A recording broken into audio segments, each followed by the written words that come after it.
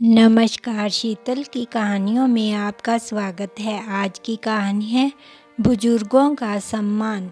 अपने कमरे में पति की तस्वीर पर लगे हार ने दमयंती जी को हिला कर रख दिया था। बुढ़ापे में अकेलेपन की पीड़ा कितनी असहनीय और हृदय विदारक होती है। सोचते सोचते दमयंती जी का दिल दर्द से भर उठा था। आंखों से बार बार आंसू छलक कर आ रहे थे। उनके पति से जुड़ी सभी चीज़ों को समेटकर अलमारी में रख दिया गया था। उनकी हंसी से गुलजार कमरा आज एकदम शांत हो गया था। यह सन्नाटा दमयंती जी को काटने को दौड़ रहा था। दमयंती जी के पति राजेश जी का निधन हुए 15 दिन बीत चुके थे। उनके क्रियाक्रम में सम्मिलित होने वाले सभी रिश्तेदार जा चुके थे। ऐसा नहीं था कि वह बिल्कुल अकेली थी। दमयंती जी के 2 बेटे और बहुएं हैं। बड़े बेटे नीरज का अपना कारोबार है और बड़ी बहू रजनी एक गृहिणी है। उनका छोटा बेटा धीरज और उसकी पत्नी प्रिया बेंगलुरु में एक मल्टीनेशनल कंपनी में एक साथ काम करते हैं। साथ में काम करते करते दोनों एक दूसरे को पसंद करने लगे थे। उसके बाद उन्होंने अपने घर वालों की रजामंदी से शादी कर ली। उनकी शादी को 2 वर्ष हो चुके हैं। दमयंती जी अपने बड़े बेटे नीरज के साथ रहती थी। दमयंती जी बीपी और डायबिटीज़ की मरीज थी। अक्सर उनकी तबीयत खराब ही रहती थी, जिस कारण वह ज़्यादा उठ और चल नहीं पाती थी।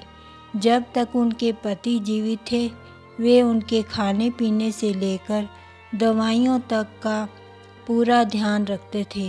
उन्हें जरा सी भी असुविधा नहीं होने देते थे। लेकिन पति की अचानक मृत्यु से दमयंती जी का जीवन अस्त व्यस्त हो चुका था।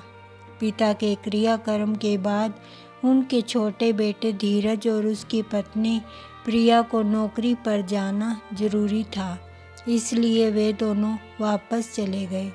धीरज और प्रिया दमयंती जी को भी अपने साथ ही ले जाना चाहते थे, लेकिन दमयंती जी की बड़ी बहू उसी समय मुस्कुराते हुए बोली, अरे देवर जी, आप लोग तो नौकरी पर चले जाएंगे, माँ जी तो अकेले वहाँ परेशान हो जाएंगी। माँ जी को यहीं रहने दीजिए, हम उनका बड़े अच्छे तरीके से ध्यान रखेंगे, आप चिंता मत कीजिए। धीरे धीरे समय बीतने लगा। हर दिन बीतने के साथ अब दमयंती की पहले से भी ज़्यादा बीमार रहने लगी थी, लेकिन उनके बड़े बेटे और बड़ी बहू को तो जैसे उनसे कोई सरोकार ही नहीं था। वे अपनी ज़िंदगी में ही मस्त थे, लेकिन वे माँ को अपने पास इसलिए रखना चाहते थे ताकि वे हर महीने आने वाली अपने पिता की पेंशन हासिल कर सके। इसके अतिरिक्त धीरज भी हर महीने बेंगलुरु से अच्छी खासी रकम भेजा करता था, जिसे दोनों पति पत्नी हड़प लेते थे। एक दिन दमयंती जी ने अपने बड़े बेटे धीरज को बुलाकर कहा, बेटा, मेरी तबीयत ठीक नहीं लग रही, एक बार मुझे डॉक्टर के पास ले चलो। तो नीरज गुस्से में कहने लगा, माँ, मेरे पास टाइम नहीं है, आप खुद ही चले जाओ। तो दमयंती जी ने कहा, बेटा, तुझे तो पता ही है मेरी हालत के बारे में, कहीं पर भी चक्कर खाकर गिर पड़ती हूँ। तभी नीरज बोला, माँ, एक काम कीजिए, आप धीरज को फ़ोन करके उससे पैसे मंगवा लीजिए। जब वह पैसे भेज देगा तो मैं आपको ले चलूँगा। अपने बेटे की यह बात सुनकर दमयंती जी हैरान रह गई और बोली, बेटा, अभी तो हर महीने तुम्हारे बाबूजी की पेंशन आती है और तुम भी कमाते हो, फिर भी तुम्हारे पास मेरी दवाइयों तक के लिए पैसे नहीं हैं। दमयंती जी की यह बात सुनकर उनकी बड़ी बहू रजनी बोली, कैसी माँ हैं आप, जो अपने बेटे के पैसों पर नज़र रखती हैं। महामारी फैलने के कारण हमारा पूरा काम धंधा चौपट हो चुका है और देवर जी तो अपनी नौकरी में खूब कमाई कर रहे हैं, अच्छा खासा पैकेज ले रहे हैं। आपका बाकी का खर्च तो हम उठा रहे हैं। अगर थोड़े पैसे देवर जी दे देंगे तो कोई आसमान नहीं टूट पड़ेगा। ठीक है बहू, ला मेरी बात करा दे धीरज से, दमयंती जी ने कहा। तो रजनी ने फ़ोन मिलाकर दमयंती जी को पकड़ा दिया। जैसे ही धीरज ने फ़ोन उठाया, दमयंती जी बोली, हेलो। हाँ बेटा धीरज। अरे माँ आप, प्रणाम, कैसी हो आप? बेटा मेरी तबीयत ठीक नहीं है तो सोचा डॉक्टर के पास चली जाऊं। अरे माँ आपकी तबीयत खराब है और आप अभी तक सोच रही हैं? नहीं बेटा, वह बात यह है कि मुझे थोड़े पैसों की ज़रूरत थी। अरे माँ तो पहले बता दिया होता। ठीक है, मैं अभी भैया के अकाउंट में पैसे ट्रांसफ़र करवा देता हूँ। आप तुरंत पैसे निकाल कर सबसे पहले डॉक्टर के पास जाइए, मैं आपसे बाद में बात करता हूँ। यह कहकर धीरज ने फ़ोन रख दिया और अपने बड़े भाई के अकाउंट में 25,000 रुपये ट्रांसफ़र करवा दिए। थोड़ी देर में नीरज के पास पैसे ट्रांसफ़र होने का मैसेज आ गया। तब दमयंती जी बोली, बेटा आ गए पैसे। अगर पैसे आ गए हों तो चल मुझे डॉक्टर के पास ले चल। हाँ माँ, पैसे तो आ गए हैं लेकिन मैं अभी आपको डॉक्टर के पास लेकर नहीं जा सकता। थोड़ी देर में लेकर जाऊंगा, मुझे कुछ काम है। ऐसा कहते हुए नीरज उसी समय घर से बाहर चला गया। दमयंती जी मायूस होकर वापस अपने बिस्तर पर लेट गई और अपने बेटे के आने का इंतज़ार करने लगी। जब काफ़ी देर तक वह नहीं आया तो उन्होंने अपनी बड़ी बहू रजनी से कहा, बहू तुम ही मुझे डॉक्टर के पास ले चलो, मुझे बहुत तेज़ बुखार है, ऊपर से पूरा बदन दर्द से कराह रहा है। उसी समय बड़ी बहू झुलाते हुए बोली, आपको तो और कोई काम है नहीं, घड़ी घड़ी अपना रोना लेकर बैठ जाती हैं। आज यहाँ दर्द तो कल वहाँ दर्द। अरे बुढ़ापा है, यह सब तो लगा ही रहेगा। अब हम सारा दिन आपकी सेवा में तो नहीं लगे रहेंगे ना। बहू वह मैंने नीरज से कहा था लेकिन वह बाहर चला गया। तभी रजनी हाथ को हवा में लहराकर तेज स्वर में कहने लगी, तो मैं क्या करूं? बाहर चले गए तो मैं अपने घर का काम संभालूं या आपको डॉक्टर के पास लेकर जाऊं? चुपचाप पड़ी रहो और अपने बेटे के आने का इंतज़ार करो। बार बार एक ही बात बोलकर मेरा दिमाग मत खराब करो। दमयंती जी अपनी बहू की बात सुनकर चुप हो गई और चारपाई पर लेटी हुई अपने हालात पर आंसू बहाने लगी। इंतज़ार करते करते दमयंती जी थक चुकी थी, लेकिन नीरज रात के 12 बजे घर आया और वह भी शराब पीकर। अंदर आते ही वह अपने कमरे में चला गया। उसने एक बार अपनी माँ को देखा तक नहीं, लेकिन उसकी आवाज़ सुनकर दमयंती जी समझ गई कि उनका बेटा नशे की हालत में है। वो चुपचाप यूं ही पड़ी रही। ऐसी हालत में उससे कहती भी तो क्या, लेकिन उनके शरीर में बहुत ज़्यादा जकड़न महसूस हो रही थी। तबीयत खराब होने की वजह से उन्होंने खाना भी नहीं खाया था। बिना दवाई और खाने के वह अपने बिस्तर पर अधमरी हालत में पड़ी हुई कराह रही थी, परंतु किसी को उनसे कोई मतलब नहीं था। उधर बेंगलुरु में धीरज और उसकी पत्नी प्रिया को भी घर लौटते लौटते देर हो गई थी। तभी धीरज को अपनी माँ की याद आई और बोला, मैं भी कितना नालायक बेटा हूँ, काम में इतना ज़्यादा बिजी था कि माँ का हालचाल भी ना पूछ सका। आज माँ की तबीयत खराब थी। तभी प्रिया बोली, कोई बात नहीं, मैं माँ जी को अभी फ़ोन करके उनका हाल चाल पूछती हूँ। फिर धीरज बोला, नहीं नहीं, रहने दो, बहुत ज़्यादा देर हो गई है, माँ सो गई होगी। वैसे भी उनकी तबीयत ख़राब है और कल तो प्रोजेक्ट के सिलसिले में हमने गुड़गांव जाना ही है। फ़ोन नहीं करते, माँ को अचानक जाकर सरप्राइज़ दे देंगे। ठीक है, ऐसा ही करते हैं, प्रिया ने कहा। तो दोनों जल्दी से घर पहुँचे और थोड़ा बहुत जो भी खाना पड़ा था खाकर अपनी पैकिंग करने लगे। सुबह की फ़्लाइट से वह जल्दी ही गुड़गांव पहुँच गए और टैक्सी करके सीधे घर पहुँच गए। डोरबेल बजते ही नीरज ने गेट खोला, लेकिन जैसे ही गेट खोला तो अपने भाई और उसकी पत्नी को देखकर उसके चेहरे का रंग उड़ गया। अरे धीरज, तुम? तभी धीरज मुस्कुराते हुए अपने बड़े भाई के गले लग गया।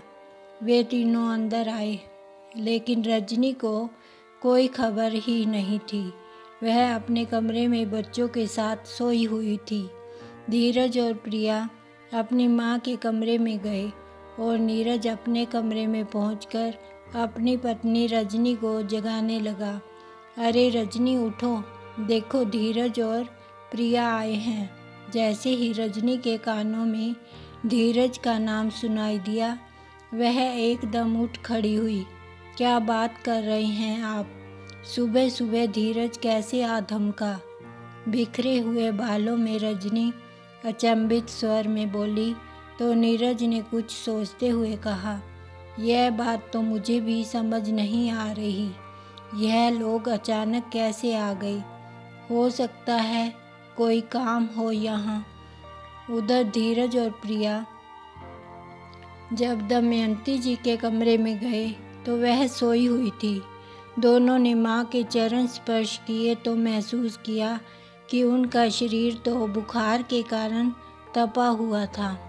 उनके आसपास कोई दवाइयाँ भी नहीं रखी थी। अरे माँ को तो बहुत तेज बुखार है, धीरज बेचैन होते हुए बोला। तभी प्रिया भी इधर उधर नज़रें घुमाते हुए बोली, लेकिन आसपास कोई दवाई भी नहीं रखी। तभी धीरज ने अपने बड़े भाई को आवाज़ लगाई, भैया जरा यहाँ तो आइए। उसी समय दमयंती जी की भी आँख खुल गई। अरे मेरे बच्चों, तुम कब आए?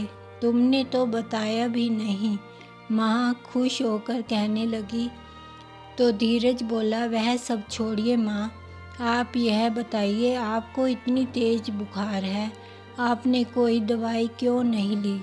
उसी समय दमयंती जी उठने की कोशिश करने लगी तो प्रिया और धीरज ने उन्हें सहारा देकर बिठाया। हाँ बेटा, बस थोड़ा सा बुखार है। क्या माँ, यह थोड़ा सा बुखार है? आपका बदन तप रहा है और आप इसे थोड़ा सा बुखार बोल रहे हैं। धीरज ने फिर से अपने भाई को आवाज़ लगाई तो नीरज बोला, हाँ हाँ अभी आया।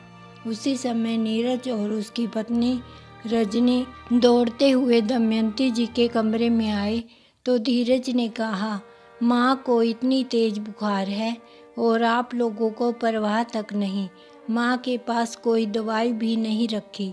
तो नीरज ने कहा, हाँ मैंने रजनी को बोला भी था कि दवाई वगैरह माँ के पास ही रख दिया करो, लेकिन तेरी भाभी भी ना घर के सारे काम करते करते फुर्सत ही नहीं मिली होगी बेचारी को, इसलिए शायद मेरी बात सुनकर अनसुनी कर दी होगी उसने। उसी समय दमयंती जी दर्द से कराहने लगी तो धीरज और प्रिया उनका सहारा देकर बिठाया और डॉक्टर के पास ले गए। चेकअप करने के बाद पता चला कि उनका बीपी बहुत ज़्यादा बढ़ा हुआ है और शुगर भी कंट्रोल में नहीं है। माँ, क्या आपने दवाइयाँ नहीं खाई? प्रिया ने पूछा तो दमयंती जी बोली, बेटा बात यह है, 1 महीने से मेरी सारी दवाइयाँ ख़त्म हो गई थी। यह सुनकर धीरज और प्रिया हैरान रह गए। वे सारी दवाइयाँ लेकर उन्हें घर लेकर आए और कमरे में लिटाकर सबसे पहले कुछ खाने को दिया और फिर दवाइयाँ खिलाई। थोड़ी ही देर में दमयंती जी को नींद आ गई। धीरज गुस्से से अपने बड़े भाई के कमरे में गया तो देखा वह कमरे में नहीं था और उसकी भाभी आराम फरमा रही थी। भैया कहाँ हैं भाभी? धीरज ने गुस्से में बोला तो रजनी घबरा गई और हड़बड़ाते हुए बोली, वो क्या है ना, आपके भैया बच्चों को ट्यूशन छोड़ने के लिए गए हैं। उसी समय नीरज घर पहुंच गया। क्या बात है छोटे, इतने गुस्से में क्यों है? भैया पहले आप एक बात बताइए, आपने माँ को दवाइयाँ क्यों नहीं ला कर दी थी? और जब माँ की हालत बिगड़ गई तब भी डॉक्टर के पास नहीं लेकर गए। जानते हैं माँ ने 1 महीने से बीपी और डायबिटीज़ की दवाइयाँ नहीं खाई हैं। यह सुनकर नीरज और रजनी एक दूसरे को देखने लगे। मैं आपसे कुछ पूछ रहा हूँ भैया, माँ को डॉक्टर के पास लेकर गए थे या नहीं? अरे वो मैंने रजनी को कहा था कि मुझे टाइम नहीं है तो तुम ले जाना। क्यों, ऐसे कौन से काम में बिजी थे जो इतना ज़रूरी काम करने के लिए भी वक्त नहीं था आपके पास? तो फिर रजनी घबराए स्वर में बोली, मैं तो दिन भर इतना काम करके थक जाती हूँ, मैं कैसे लेकर जाती डॉक्टर के पास? दोनों पति पत्नी आपस में ही बहस करने लगे तो नीरज ने गुस्से में अपनी पत्नी को ही तमाचा जड़ दिया। पति के हाथों थप्पड़ खाकर रजनी भी कहाँ पीछे रहने वाली थी। उसी समय तपाक से बोली, अच्छा जब हाथ में पैसे आ गए थे तो शराब पीने चले गए। रात को नशे में धुत होकर घर लौटे थे आप, और अब सारा इल्ज़ाम मुझ पर डालने पर तुले हुए हैं। इलाज के लिए भेजे गए पैसों से शराब पीने की बात सुनते ही धीरज गुस्से से कांपने लगा और एक जोरदार तमाचा अपने बड़े भाई के मुंह पर रसीद कर दिया। पूरा घर उस थप्पड़ की आवाज़ से गूंज उठा। नीरज अपने गाल पर पड़े थप्पड़ से वहीं जाम हो गया। वह चाहता तो मुकाबला कर सकता था, किंतु वह चुप रहकर अपना गुस्सा पी गया, क्योंकि धीरज और प्रिया की बदौलत ही उनके परिवार का पालन पोषण हो रहा था। इसलिए नीरज और उसकी पत्नी रजनी चुपचाप पत्थर की मूर्ति बनकर खड़े रहे। तभी प्रिया ने कहा, शर्म आनी चाहिए आप लोगों को। अरे ऐसा व्यवहार तो कोई अपने दुश्मन के साथ भी ना करे जैसा तुमने अपनी माँ के साथ किया है। भाभी, अपनी देवी समान सास की सेवा करने की बजाय आप उन्हें जीते जी मारने पर तुली हुई हैं। फिर धीरज बोला, हम जो हर महीने इतनी रकम आप लोगों के पास भेजते थे वह सब कहाँ चली गई? कल जो पैसे मैंने माँ के इलाज के लिए भेजे थे उसमें से थोड़े से पैसे भी आप उनके इलाज पर खर्च नहीं कर सके। सारे पैसे आप दोनों हजम कर गए।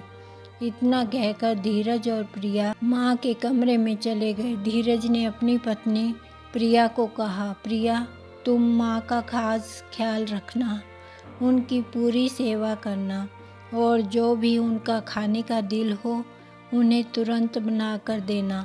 प्रोजेक्ट का काम मैं संभाल लूँगा, लेकिन माँ की सेवा में कोई कमी नहीं होनी चाहिए।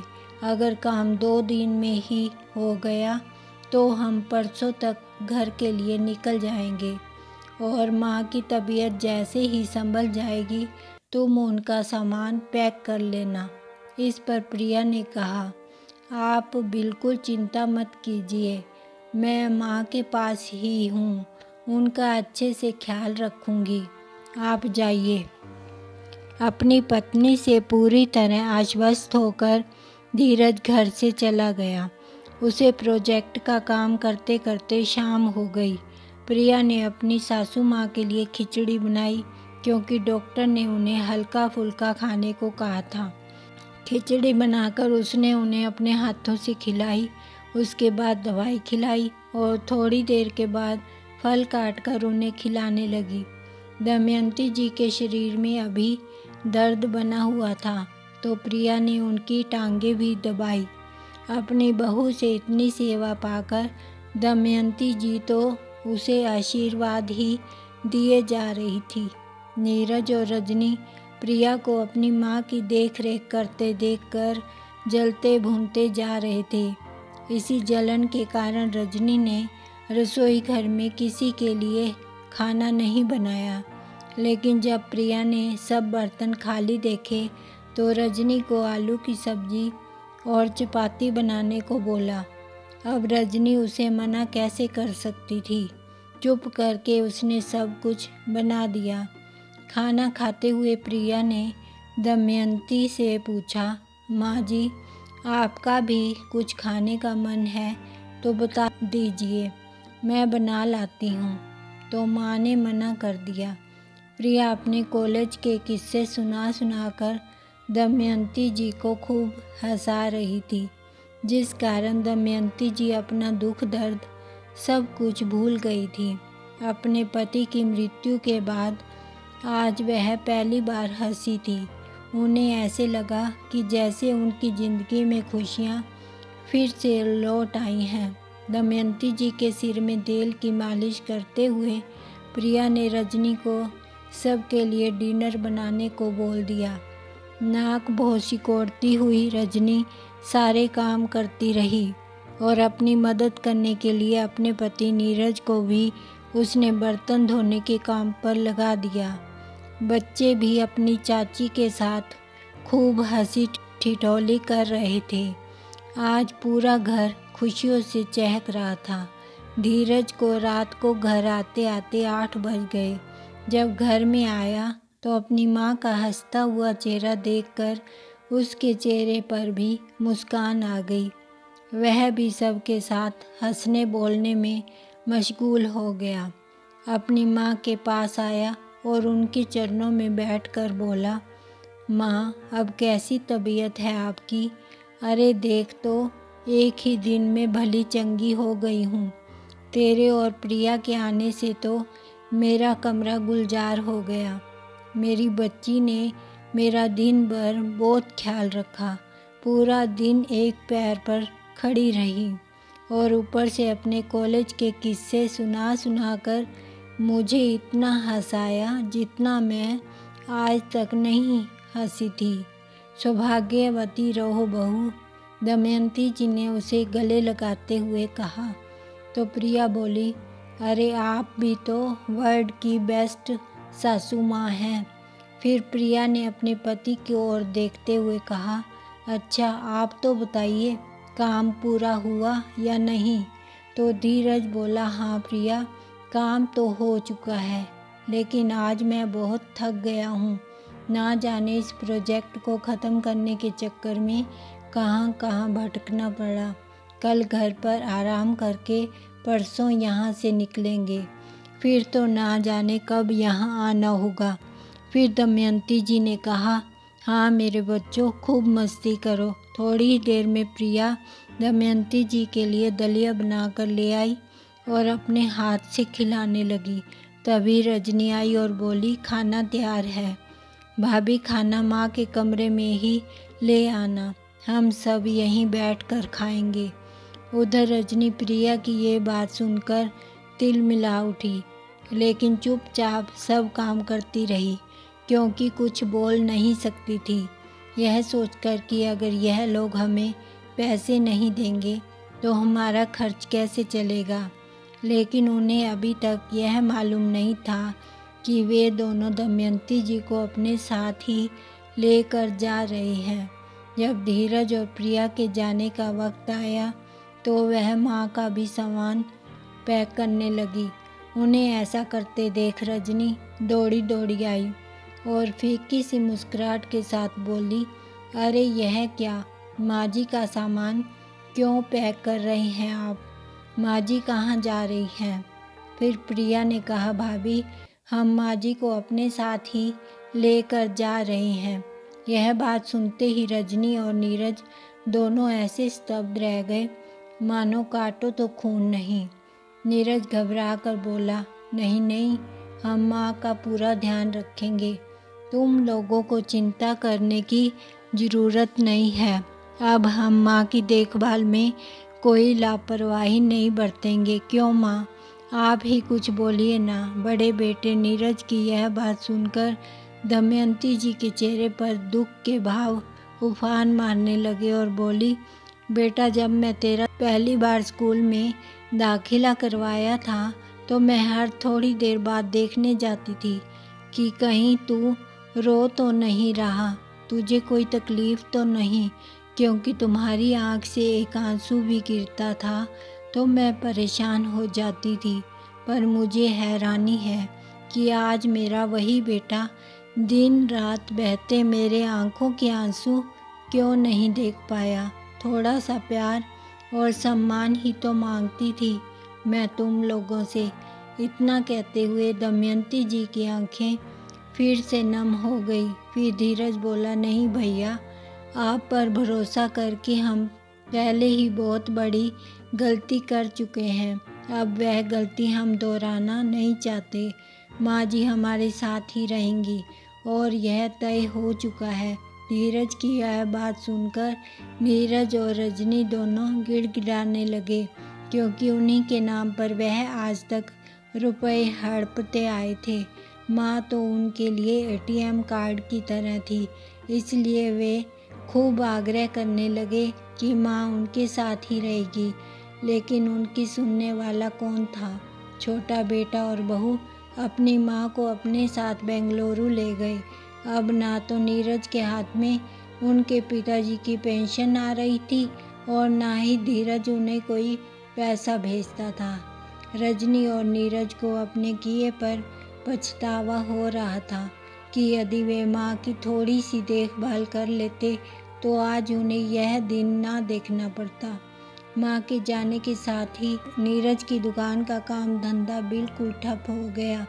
पैसों की कमी के चलते नीरज ने अपनी दुकान से नौकरों की छुट्टी कर दी और नौकरों वाले सारे काम खुद ही करने लगा। वह इतना शिक्षित भी नहीं था कि कोई अच्छी नौकरी कर सके। पैसों के अभाव में रजनी हर रोज़ अपने पति नीरज के साथ झगड़ा करती। इस बात का इल्ज़ाम वे दोनों एक दूसरे पर थोपते रहते थे। उधर बेंगलुरु जाकर प्रिया ने दमयंती जी के लिए एक फुल टाइम अटेंडेंट रख ली थी। उनकी तबीयत सुधरने के लिए रोज़ सुबह और शाम योगा करवाने के लिए योगा टीचर भी रख ली। महीने भर के अंदर दमयंती जी भली चंगी हो गई। वे लोग जिस सोसाइटी में रहते थे उस सोसाइटी की वृद्ध महिलाओं ने अपना एक समूह बनाया हुआ था। दमयंती जी उस समूह की एक मेंबर बन गई। समूह की सभी महिलाओं के साथ मिलकर योगा, मेडिटेशन, समाज सेवा के कार्य करने के साथ साथ मंदिरों में होने वाले धार्मिक आयोजनों में भी उन्होंने हिस्सा लेना शुरू कर दिया। अपनी बीमारियों और परेशानियों के कारण जो दमयंती जी अपने जीवन को जीना ही भूल गई थी, वे अपने सभी शौक दोबारा से जागृत करके एक नए सिरे से अपनी ज़िंदगी जीने लगी है। वे हर पल भगवान का शुक्रिया अदा करती है और जी भर के अपने बेटा बहू पर प्यार लौटाती है। तो दोस्तों, हमें अपने बुज़ुर्गों को हमेशा प्यार देना चाहिए। जितना प्यार हम उन्हें देंगे उससे दुगना प्यार लौट कर हमारे पास आएगा। घर के बुज़ुर्ग घर की रौनक है। उनके बिना ना संसार में सुख है ना स्वर्ग में। शायद इसलिए माँ के पाँव में जन्नत और पिता को जन्नत का दरवाज़ा कहा गया है। इसलिए यदि हमें अपने परिवार में और अपने जीवन में सुख, शांति और समृद्धि चाहिए तो सदा अपने बुजुर्गों का सम्मान करना चाहिए। आपको यह कहानी कैसी लगी? प्लीज़ लाइक करें, कमेंट करें और सब्सक्राइब करना बिल्कुल मत भूलें। धन्यवाद।